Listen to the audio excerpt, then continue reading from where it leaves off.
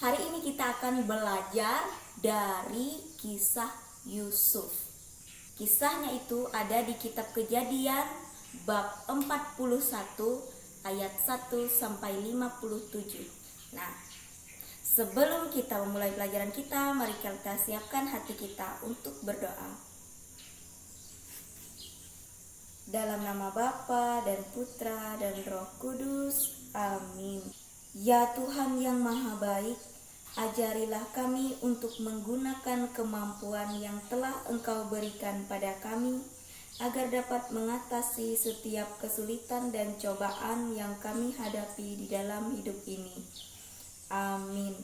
Dalam nama Bapa dan Putra dan Roh Kudus. Amin.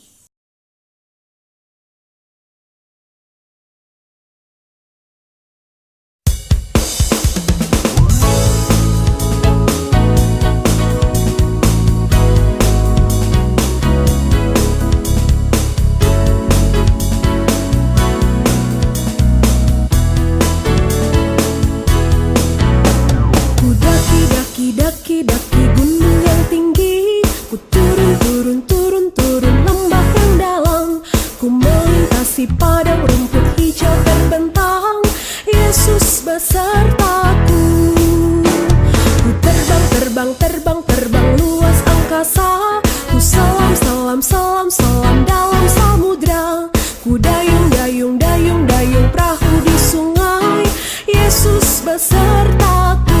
Di kanan kau ada, di kiri kau ada, di atas dan di bawah kau ada,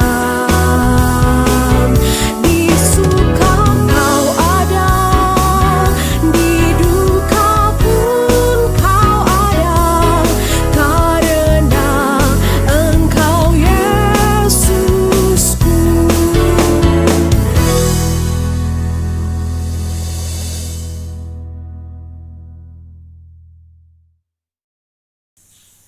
Oke, semoga semuanya masih semangat untuk mendengarkan. Hari ini Ibu ingin menceritakan kembali bagaimana kisah hidup seorang yang bernama Yusuf. Kisah ini terinspirasi dari kitab Kejadian bab 41 ayat 1 sampai 57.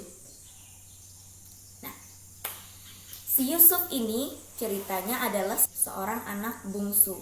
Nah, sebagai seorang anak bungsu, ia pasti lebih disayang oleh orang tuanya. Ia lebih disayang oleh ayahnya. Maka kakak-kakaknya ini sangat iri kepada Yusuf, dan mereka merencanakan supaya membunuh Yusuf. Nah, mereka membawa Yusuf ke suatu tempat yang sunyi di padang gurun. Lalu mereka di situ ingin membunuh Yusuf. Mereka ingin mendorong Yusuf ke dalam sebuah sumur.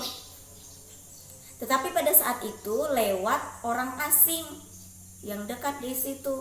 Nah, maka salah satu dari saudara si Yusuf ini, salah satu dari kakak-kakaknya ini tadi, mereka punya ide cemerlang. Nah, jadi idenya adalah mereka menjual Yusuf kepada orang asing itu supaya dijadikan budak. Jadi mereka keuntungannya dua. Udah dapat uang dari menjual si anak bungsu si Yusuf tadi. Lalu mereka juga tidak bertemu dengan Yusuf lagi. Jadi rencana mereka berhasil dalam hati mereka. Nah, jadi si Yusuf ini pergilah bersama tuannya tadi, orang asing tadi yang sudah membelinya dari kakak-kakaknya tadi. Nah, ia menjadi budak di rumah orang itu. Nah, suatu hari majikannya ini mengajak Yusuf untuk berbuat dosa. Tapi Yusuf, dia takut sekali dengan dosa. Dia adalah orang yang baik. Jadi dia menolak untuk diajak berbuat dosa itu tadi. Nah, ketika ia menolak, majikannya tadi marah. Lalu ketika majikannya marah, majikan memfitnah dia dan ia pun dijebloskan ke dalam penjara. Sementara Yusuf di penjara di sini tadi, ada seorang raja bernama Firaun. Raja Firaun ini bermimpi ada 7 lembu gemuk yang keluar dari dalam sungai Nil. Rupanya lembu-lembu itu habis mandi. Nah, jadi setelah 7 lembu gemuk ini keluar, nah ada keluar lagi 7 lembu yang kurus. Nah, kemudian Raja Firaun melihat dalam mimpinya si 7 lembu kurus itu memakan habis 7 lembu gemuk itu. Nah, akhirnya raja terbangun dari tidurnya. Ia sampai keringatan dan ia benar-benar tidak mengerti apa arti mimpinya tadi. Setelah beberapa saat minum air putih, lalu agak tenang sedikit, si raja mencoba untuk tidur kembali. Nah, ketika raja tidur kembali, ia bermimpi lagi. Ia melihat 7 tangkai gandum yang gemuk-gemuk dan berisi. Nah, kemudian ada lagi 7 tangkai gandum yang tidak berisi, yang kosong isinya. Lalu lagi-lagi ia melihat bahwa 7 tangkai gandum yang tidak berisi itu memakan habis 7 tangkai gandum yang berisi. Kemudian raja terbangun dari tidurnya. Keesokan harinya ketika Raja Firaun bangun, ia menyuruh orang-orang untuk mencari siapa yang bisa menafsirkan mimpinya, siapa yang bisa mengartikan mimpinya yang tadi malam. Nah, 1 orang datang, 2 orang datang, 3 orang, dan banyak lagi orang datang untuk mengartikan mimpinya, tetapi tidak ada yang berhasil. Nah, akhirnya ada salah satu dari pegawainya itu menyarankan supaya Raja Firaun tadi bertemu dengan Yusuf. Ia mengenal Yusuf itu dari penjara, karena Yusuf tadi kan difitnah dan dipenjara. Maka ia di penjara itu mengenal seseorang.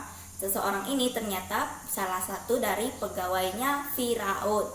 Nah, singkatnya bertemulah si Firaun dengan si Yusuf tadi. Akhirnya si Yusuf mulai menjelaskan arti dari mimpi si raja tadi. Arti mimpinya adalah ada 7 lembu gemuk itu menandakan kemakmuran. Jadi 7 tahun kerajaan itu akan makmur, sejahtera, panennya berlimpah dan berhasil. Tetapi 7 tahun kemudian akan datang masa kelaparan. Maka si Yusuf menyarankan agar raja mencari orang yang ahli untuk mengelola hasil panen itu, sehingga nantinya rakyat-rakyat yang ada di negerinya itu tidak kelaparan. Nah, akhirnya si raja mengangkat Yusuf sebagai penguasa di kerajaannya ini di Mesir tadi, supaya bisa mengelola hasil panen dan membuat rakyatnya tetap makmur walaupun berada di masa kelaparan. Nah, jadi dari kisah Yusuf tadi kita bisa belajar bagaimana harus sabar dan tabah untuk menghadapi tantangan. Tetap percaya bahwa Tuhan punya rencana terbaik di hidup kita. Jadi kita harus tetap menghadapi tantangan hidup kita dengan semangat juang yang tinggi. Dan jangan pernah menyerah. Oke? Tugasnya hari ini adalah kamu tuliskan apa saja tantangan dan juga kesulitanmu selama ini dalam belajar. Lalu apa yang kamu lakukan ketika kamu merasa sulit itu tadi. Nah, ceritakan nanti pengalamanmu ya.